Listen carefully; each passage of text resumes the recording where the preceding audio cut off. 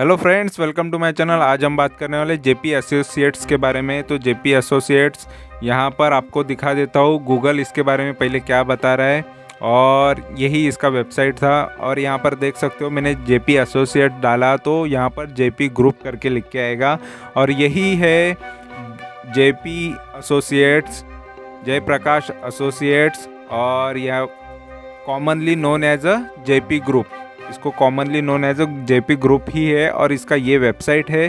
और ये यहाँ पर आपको दिखा देता हूँ, नोएडा के अंदर बेस्ड है, यूपी के अंदर।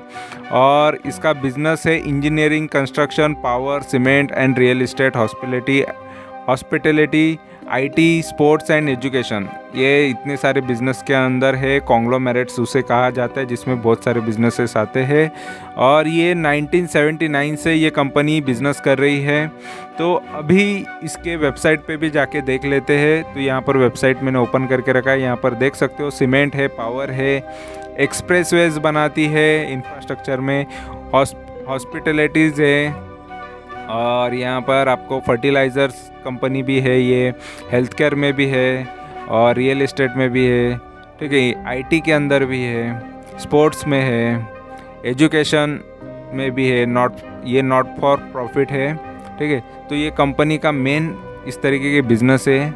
और इंजीनियरिंग एंड कंस्ट्रक्शन है।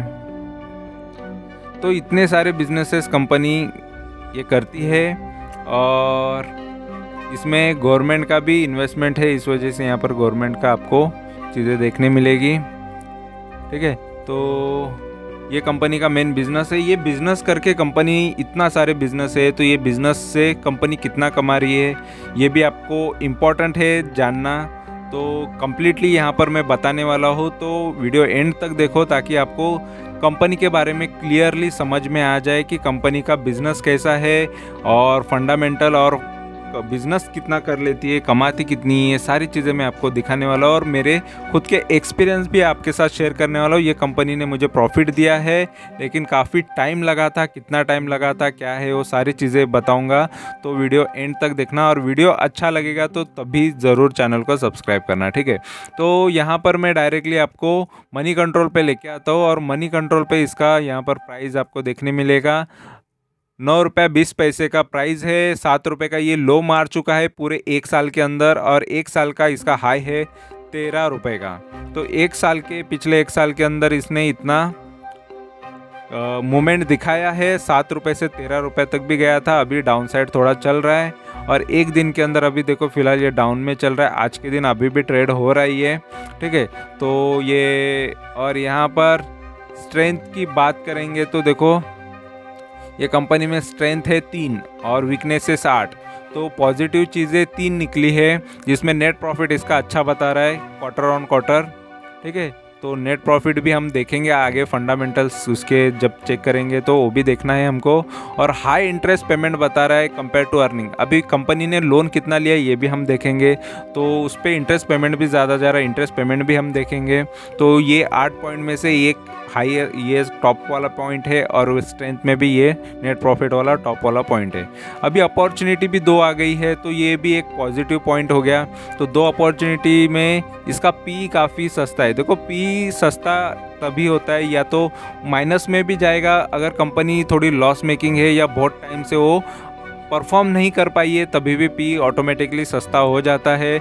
अगर ये ऑलरेडी ये पी इसका नेगेटिव चला गया है, इस वजह से ये 10 के कम आएगा। अभी भी अपॉर्चुनिटी नज़र आएगी लेकिन थोड़ा बहुत पॉजिटिव उसके सेल्स वगैरह हो गए तो ही ये काम के लिए आता है पी, नहीं तो नेगेटिव पूरा जाने के बाद आपको वो ख़राब ही गिना जाएगा। और यहाँ पर थ्रेट की बात करेंगे तो यहाँ पर एक बता रहा है कि firm link on going regulatory investigation चल रहा है इस पर लीगल। तो ये एक चीज़ ख़राब है इसके अंदर। ठीक है, ये थ्रेट है, डरने की बात है ये। और ओवरव्यू में देखेंगे इसका मार्केट कैपिटल देखो 2245 करोड़ का आ रहा है। डिलीवरी भी इसकी उठा रहे लोग, 37% की डिलीवरी इसकी उठा रहे 20 दिन के एवरेज के हिसाब से। फेस वैल्यू 2 रुपये का है तो इसका फेस वैल्यू भी गिरा हुआ है। और यहाँ पर पीबी 0.36 का पॉजिटिव है पीबी भी, और यहाँ पर P37 का सेक्टर का पी है और उसका खुद का पी तो कम है। ईपीएस माइनस में यानी कंपनी लॉस में चल रही है। और अगर हम इसके एडवांस चार्ट की बात करेंगे तो यहाँ पर चार्ट में मैं कंप्लीट फुल दिखा देता हूँ, क्योंकि यहाँ पर मेरी जर्नी भी आपको साथ में शो करना है, मेरे इन्वेस्टमेंट की जर्नी। ठीक है, तो यहाँ पर ये कंपनी में मैं आया कब से वो भी मैं आपको बताऊंगा। पहले यहाँ पर 1 साल का परफॉर्मेंस देख लो। तो 1 साल में ये शेयर देखो अप एंड डाउन करता हुआ नज़र आया। ये 7 से डायरेक्टली 10 तक गया, 10 से डाउन, फिर अप एंड डाउन काफ़ी करता है ये शेयर देखो। तो ये शॉर्ट ट्रेड जो करते, काफ़ी छोटे छोटे ट्रेड करते, उनके लिए ठीक है। इस तरीके का मूवमेंट ये हमेशा दिखाते आया है। 5 साल की बात करेंगे तो 5 साल में भी देखो डाउन साइड ज़्यादा दिखाया इसने। ठीक है, एक टाइम पे 23 का हाई था और वहाँ से इसने लो जो मारा था, यहाँ पर आप देख सकते हो 17 का, यहाँ पर 15 का भी लो नज़र आ रहा है। फिर यहाँ पर एक हाई मारा 27 का, 27 के हाई से देखो शेयर ने काफ़ी डाउन साइड आया था। 27 के बाद इसका भाव एक बार 1 रुपया 5 पैसे पे आया। देखो कितना कैपिटल गिरा दिया इसने, पूरा का पूरा लोगों को बर्बाद कर दिया। अगर किसी ने लालच में आके 27 के भाव पे, कोई जब शेयर भागते हैं तब खरीदते, उनके लिए ये सबक होता है कि यार सही टाइम पे खरीदना चाहिए, भागते हुए शेयर के पीछे मत जाओ। और तभी लोग लॉन्ग करने की कोशिश करते हैं कि लालच में आके ज़्यादा से ज़्यादा, इसीलिए लोग बर्बाद हो जाते हैं। तो यहाँ से ये शेयर 1 रुपया हो गया और 1 रुपये से देखो फिर से ऊपर तक आया, लेकिन 27 का भाव आया क्या, नहीं आया। जिसने 1 रुपये पे खरीदा, ठीक है, यहाँ पर बहुत लोगों ने स्टॉप लॉस भी तोड़ दिया रहेगा कि यार इतना, कोई 20% गिरा, 30% गिरा, 50% गिरा तो बेच देते। ठीक है, 90% भी कोई रख देता है, चलो यार जो हो गया बर्बादी हो गया। कुछ लोग थोड़ा बहुत कवर करने के चक्कर में बेच देते, लेकिन नहीं बेचते तो थोड़ा और ज़्यादा कवर हो जाता है। यहाँ पर आप देख सकते हो बाद में ये 15 रुपये तक भी आया था। ठीक है, तो ये चीज़ होती है, कम से कम आधा फंड फिर से कवर हो जाता है। लेकिन यहाँ पर जिसने खरीदा उसका ये एवरेज प्राइस भी कम हो जाता है। तो कम से कम है ना, जब गिरता है तो मैं खरीदता ही हूँ ऐसा।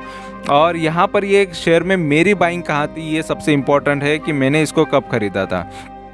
तो मैं भी आपके जैसे ही पहले स्टार्टिंग में पेनी स्टॉक या ऐसे स्टॉक को चूज़ करता था और न्यूज़ के बेस पे चलता था। तो न्यूज़ बेस पे चलने की वजह से मुझे भी इस तरीके का लॉस वगैरह देखने मिलता था। यहाँ पर मैं दिखा देता हूँ, मेरा फरवरी का बाइंग है, इस वजह से यहाँ पर आपको देखने नहीं मिलेगा। तो ये शेयर में मेरी बाइंग रही है लगभग 14 रुपये के 14.10 के भाव पे रही है फरवरी 2017 के अंदर। ठीक है, फरवरी 2017 में वो प्राइस था और उसके बाद इसने देखो मुझे अच्छा खासा डबल करके दिया था, 30 रुपये तक चला गया था। लेकिन मैं 2017 से लॉन्ग टर्म की तरफ गया और ऑलरेडी मैं पहले बहुत बार ट्रेड कर चुका था बहुत सारे शेयर्स में, तो प्रॉफिट लॉस होते रहता था, ऑप्शन बाइंग सेलिंग सब करता था।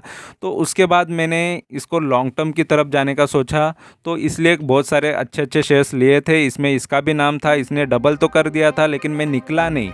ठीक है, तो लॉन्ग टर्म का मतलब होता है 1 साल 2 साल के अंदर नहीं निकलना। मेरा था कि इसको लेके रखना है। तो उसके बाद मैंने देखा कि ये इसका भाव 1 रुपये तक चला गया, ये गिरते गया। जब गिरावट आ रही थी तब मैं बीच बीच में ये लेते भी गया था। तो इसका 10 रुपये का भी प्राइस आ गया था और 2018 तक इसका 10 रुपया, फिर उसके बाद 6 रुपये 6.5 का भी प्राइस आ गया। फिर उसके बाद यहाँ पर 1 रुपये तक भी ये चला गया था। ठीक है, यहाँ पर आप देख सकते हो मार्च 2020 तक ये 1 रुपये भी चला गया। तो इसका मतलब है कि सोच लो मेरा जो कैपिटल है वो 92% तक गिर चुका था।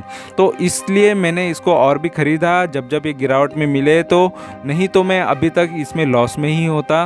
और यहाँ से फिर इसने फिर से 15 रुपये तक भाव फिर से आ गया था। रिटर्न आने में काफ़ी टाइम लगता है, देखो 17 से लेके 2021 तक, मतलब 4 साल मुझे वेट करना पड़ता है। इससे अच्छा मैंने इसको फटाफट इसको खरीदते गया और इसको 9.5 रुपये के भाव पे मैंने इसमें से निकला, क्योंकि मेरा एवरेज प्राइस काफ़ी कम हो गया था। ठीक है, तो फिर मैंने इसमें रिटर्न्स कितने लिए ये भी मैं आपको बता देता हूँ। तो लगभग मेरे इसमें रिटर्न्स कितने हुए, तो लगभग मेरे इसमें 28% के रिटर्न हुए। देखो 90% लॉस से अगर आपको 28% के प्रॉफिट हो रहे तो ये काफ़ी बड़े हो जाते हैं। ऐसा नहीं है कि आपको, क्योंकि उसमें क्वांटिटीज़ भी बढ़ जाती है। और इम्पॉर्टेंट चीज़ है कि आप पॉजिटिव में निकले। ठीक है, लॉस में नहीं निकलना, ये मेरा मेन इम्पॉर्टेंट मार्केट का रूल है। कि कोई भी शेयर में लॉस में नहीं निकलना। अगर कंपनी ही डूब गई तो लॉस होना तय है, लेकिन मेन है कि लॉस नहीं लेना है जिस शेयर में पैसा डाला है। तो ये मैं रूल को फॉलो करता हूँ, इस वजह से मैं सभी शेयर्स में से प्रॉफिट लेके ही निकलना चाहता हूँ। स्टॉप लॉस में नहीं लगाता, तो ये मेरा रूल है। और यहाँ पर देखो 26 मई 2021 को मैंने इसमें से निकल गया था। ये 26 मई 2021 में मुझे इसमें से निकलने का 9.5 का जब प्राइस आया था तब निकला। अगर नहीं निकलता तो और भी प्राइस मिल जाता, और भी शेयर्स भागा था, ठीक है। तो 15 तक भी गया था और भी रिटर्न्स, लेकिन लालच नहीं करना है हमको। जितना रिटर्न्स चाहिए उतने ले लेने चाहिए, और मुझे इसमें से पॉजिटिव निकलना था। क्योंकि देखो यहाँ पर लालच हो जाती है, या यहाँ पर हमने सोच रखी थी कि लॉन्ग ही जाएंगे, तो लॉन्ग ऑलरेडी देखो 4 साल या 5 साल तो लग गया। 2021 में अगर हम देखेंगे तो 4 साल से तो ये शेयर को मैंने होल्ड किया था, तो काफ़ी टाइम भी हुआ, और रिटर्न्स जस्ट 27% मिले, 27-28% मिले। तो कोई खास रिटर्न्स ये है नहीं, लेकिन मेरा रिजल्ट पॉजिटिव निकलना ये सबसे इंपॉर्टेंट है, कि मेरे कैपिटल सेफली बाहर निकलना। बैंक के रिटर्न से तो काफ़ी अच्छे रिटर्न्स माना जाता है। 3-3.5% अगर साल का आपको आपके कैपिटल पे मिलता है तो वो बैंक के रिटर्न हो जाते हैं, लेकिन उससे ज़्यादा अगर आपको कहीं से भी मिल रहा है तो वो आपके लिए सेफ ही इन्वेस्टमेंट है और सही इन्वेस्टमेंट है। तो इसलिए मैंने इसमें से तो निकल गया, प्रॉफिट तो ले लिया, और उसके बाद ऐसे शेयर्स में मैं ज़्यादा डालता नहीं हूँ पैसे, ठीक है। कंप्लीटली सारी चीज़ें देखने के बाद ही फिर ऐसे शेयर्स में इन्वेस्ट करता हूँ, ठीक है। तो यहाँ पर ये इसके साथ का टाइम रहा, जर्नी रहा, लेकिन अभी ये शेयर कैसा है ये भी मैं आपको दिखा देता हूँ। तो देखो यहाँ पर 1 वीक के इसके परफॉर्मेंस देख लो, गिरा हुआ ही है 3-3.25%। 1 महीने में 11-11.5% का इसने प्रॉफिट दिया है, लोगों को प्रॉफिट में है, और 3 महीने से ही इसने 9.5% के रिटर्न दे रहा है। और YTD यानी जनवरी से अभी तक ये देखो 7-8% के ये माइनस में चल रहा है, और वह 1 साल में ये 7% अप है, और 3 साल में इसने 289% या 290 तक इसने रिटर्न दिए हैं। तो 3 साल वालों को अच्छे रिटर्न्स इसने दिए हैं, लेकिन उससे पहले जो भी रहेगा इन्वेस्टेड उसको ज़्यादा मिला नहीं है, ये भी मैं आपको दिखा दूंगा, ठीक है। और यहाँ पर जून के क्वार्टर के नेट सेल्स बता रहा है कि अप हुआ है, तो क्वार्टर के रिजल्ट्स अच्छे आए हैं, सेल्स अच्छे आए हैं, 100% बाइंग यहाँ पर बता रहा है, ठीक है। ये मनी कंट्रोल की जनता यहाँ पर इसके बारे में 100% बाइंग बता रही है। और यहाँ पर मैं आपको इसके सेल्स दिखा देता हूँ। तो देखो सेल्स जो है, इसके रेवेन्यू जो है घटते ही जा रहे थे। 2018 से लेके 19 में अच्छा चला, फिर उसके बाद गिरावट हमको देखने मिली, और 4-4.5 हज़ार करोड़ का सेल करने लगी कंटिन्यू। और नेट प्रॉफिट की बात करेंगे तो देखो 2018 तक ये प्रॉफिट में थी, उसके बाद ये लॉस हमको कंटिन्यू करते हुए नज़र आई है। और अगर हम इसके शेयर होल्डिंग पैटर्न की बात करेंगे तो देखो शेयर होल्डिंग में प्रमोटर का 38% इन्वेस्टमेंट है, और उसमें से भी प्लेज है शेयर्स, यहाँ पर 20% तो प्लेज रखा है, गिरवी रखे हुए शेयर्स। और पब्लिक का सबसे ज़्यादा इन्वेस्टमेंट है 58%, और पब्लिक ऐसे शेयर्स में ज़्यादा से ज़्यादा रहती है, ये तो हमेशा से मैंने देखा है। और यहाँ पर DIS का देखो, डोमेस्टिक इन्वेस्टर का यहाँ पर 2.5% का इन्वेस्टमेंट, मतलब बड़े इन्वेस्टर भी इसमें इन्वेस्टेड है, जैसे म्यूचुअल फंड भी इन्वेस्टेड है, 19 म्यूचुअल फंड इसमें इन्वेस्टेड है। और यहाँ पर फॉरेन के इन्वेस्टर का भी अच्छा खासा 40 फॉरेन के इन्वेस्टर इन्वेस्टेड है, लेकिन देखो उनका होल्डिंग काफ़ी कम होता है। ये म्यूचुअल फंड भी है, लेकिन 0.02 काफ़ी कम ये इन्वेस्टमेंट होता है, तो है इसमें इन्वेस्टमेंट उनका। और अगर हम इसके पीयर कंपैरिजन की बात करेंगे तो ये सब इसके साथ है। अल्ट्राटेक सीमेंट, ये सीमेंट सेक्टर के कंपनीज इसके साथ में है, ठीक है। तो और अभी मैं इसका स्क्रीनर दिखा देता हूँ, स्क्रीनर इसके बारे में क्या बता रहा है। तो स्क्रीनर का डेटा देख लेते हैं हम। तो स्क्रीनर पे यहाँ पर सबसे इम्पोर्टेंट चीज़ है इसका ROCE और ROE। तो ROCE यहाँ पर देखो नेगेटिव में है, रिटर्न ऑन कैपिटल एम्प्लॉयड, मतलब यहाँ पर डेट कैपिटल और इक्विटी कैपिटल पे कंपनी कुछ खास जनरेट नहीं कर रही है, माइनस में इसका रिटर्न्स जनरेट हो रहा है। ROE तो काफ़ी कम है, रिटर्न ऑन इक्विटी तो कुछ भी नहीं कंपनी कमा रही है। देखो 2200 करोड़ का कंपनी के पास मार्केट कैपिटल है, लेकिन उस पर कुछ प्रॉफिट ही अच्छा जनरेट नहीं कर पा रही है कंपनी, ये भी चीज़ ख़राब है। बुक वैल्यू भी काफ़ी कम है इसका, ठीक है। और अगर हम इसके प्रॉज एंड कॉन्स की बात करेंगे तो प्रॉज तो कुछ है ही नहीं है कंपनी के अंदर, कौन सी है, यानी नेगेटिव चीज़ें ज़्यादा है। इसका जो बुक वैल्यू है, और साथ में इसका लो इंटरेस्ट कवरेज रेशियो है, पुअर सेल्स है, ठीक है। और लो रिटर्न ऑन इक्विटी है, और कंटिंजेंट लायबिलिटी 8,000 करोड़ की तो लायबिलिटी है कंपनी पे, और company might be capitalising interest cost, तो कंपनी पर लोन भी और बहुत ज़्यादा है, और अर्निंग इंक्लूड अदर इनकम भी है, 523 करोड़ का अदर इनकम है कंपनी में, तो अदर इनकम को नेगेटिव ही मानते हैं। और हाई डेटर्स बता रहे हैं, तो हाई डेटर्स यानी कंपनी 159 डेज से यहाँ पर आप देख सकते हो कि डेटर्स इसके जो है काफ़ी ज़्यादा टाइम लगा रहे पेमेंट करने में, तो ये एक चीज़ ख़राब है इसके अंदर। और क्वार्टरली रिजल्ट्स की बात करेंगे तो यहाँ पर मैं आपको दिखा देता हूँ, तो जून क्वार्टर के रिजल्ट्स थोड़े अच्छे आए थे, यहाँ पर आपको देखने मिलेगा।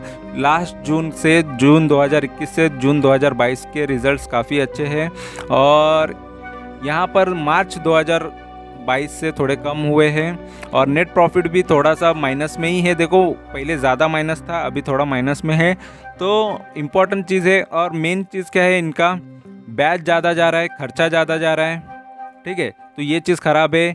अदर इनकम भी कंपनी कर रही है, तो अदर इनकम पे तो ऑलरेडी डिपेंड नहीं होना चाहिए कभी भी किसी भी कंपनी को, तो ये चीज़ ख़राब है। तो नेगेटिव रिजल्ट्स इसके होने की वजह से कोई खास इसमें बात है नहीं। और प्रॉफिट एंड लॉस की बात करेंगे तो यहाँ पर आपको देखने मिलेगा 2011 से लेके इसका देखो सेल्स गिरते हुए हमको नज़र आया है। पहले स्टार्टिंग में बढ़ा था तभी अच्छा था इसका, 2011 से लेके यहाँ पर 2015 तक भी ठीक था, उसके बाद थोड़ा गिरते थोड़े गिरते गिरते यहाँ पर 6-7 हज़ार करोड़ का कंपनी सेल करने लगी। अभी टीटीएम भी 7,300 का चल रहा है, और यहाँ पर ऑपरेटिंग प्रॉफिट का इसका माइनस में ही है, 4-5% तो माइनस में ही चल रहा है, पॉजिटिव तो है ही नहीं।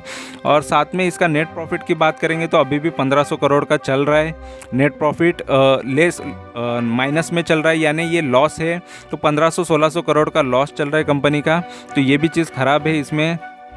और यहाँ पर अदर इनकम 523 करोड़ का है अभी भी फ़िलहाल, तो अदर इनकम भी होके भी कंपनी लॉस कर रही है, तो ये तो काफ़ी ख़राब चीज़ है, ठीक है। और यहाँ पर स्टॉक का CAGR देखेंगे तो 10 साल से हर साल आपके 18% माइनस में चले जा रहे थे, तो ये भी चीज़ ख़राब है। हर साल माइनस में 18% के हिसाब से ये रिटर्न दे रहा है, मतलब आपका कैपिटल पूरा ख़राब करते जा रहा है। और 5 साल से भी देखोगे तो 16% हर साल आपकी गिरावट हो रही है पोर्टफोलियो में ये शेयर के पीछे। और 3 साल में इसने थोड़े अच्छे रिटर्न दिए हैं, 3 साल से जो भी इन्वेस्टेड है 59% सालाना रिटर्न दे रहा था, और 1 साल में 11% के रिटर्न इसने दिए हैं। बाकी सब यहाँ पर माइनस में आपको नज़र आएगा। और बैलेंस शीट की बात करेंगे तो बैलेंस शीट में देखो बोरोविंग कंपनी पे अभी फ़िलहाल 19,000 करोड़ की बोरोविंग है, रिजर्व माइनस में चला गया है, तो ये भी चीज़ ख़राब है। तो यहाँ पर बैलेंस शीट भी थोड़ी ख़राब हमको नज़र आ रही है, ठीक है। पहले ज़्यादा था लोन, उससे तो थोड़ा कम होते हुए हमको नज़र आया। एक टाइम पे यहाँ पर 72,000 करोड़ 75,000 करोड़ का कंपनी पर लोन था, थोड़ा थोड़ा लोन कम करती आ रही है, इस वजह से कुछ लोग पॉजिटिव भी रहेंगे इस पर, ठीक है। लेकिन लोन तो है, लोन का बर्डन तो है, तो ये एक चीज़ ख़राबी होती है।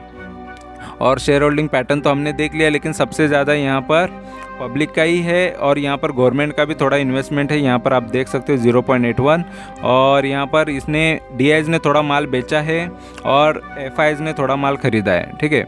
और बाकी प्रोमोटर्स तो 38% पे ही है।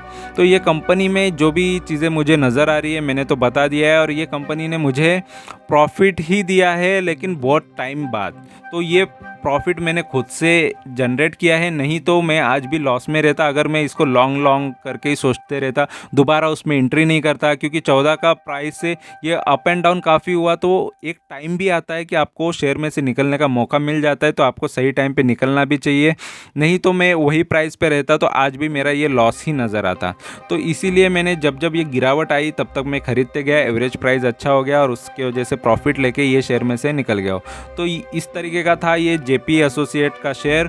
और बाकी आपकी मर्जी होती है, किसी भी शेयर में इन्वेस्टमेंट करने से पहले आप समझ लो, सीख लो, आपको रिस्क अपने हिसाब से लो। अगर आपको सही लगता है तभी इन्वेस्ट करो, किसी के बातों में आके कभी इन्वेस्ट नहीं करना चाहिए। तो मैं ये शेयर में तो नहीं हूँ, जो भी शेयर्स में मैं हूँ उसके बारे में मैंने वीडियोस डाले हुए हैं और उसके बारे में भी कम्प्लीटली बताया हुआ है, कंपनी का शेयर कैसा है, उसके फंडामेंटल सारी चीज़ें मैंने बताई हुई है। तो वीडियो अच्छा लगा है ये तो वीडियो को लाइक करो, कमेंट करो, दोस्तों के साथ शेयर करो। Thank you very much for watching my video. Thank you, bye bye.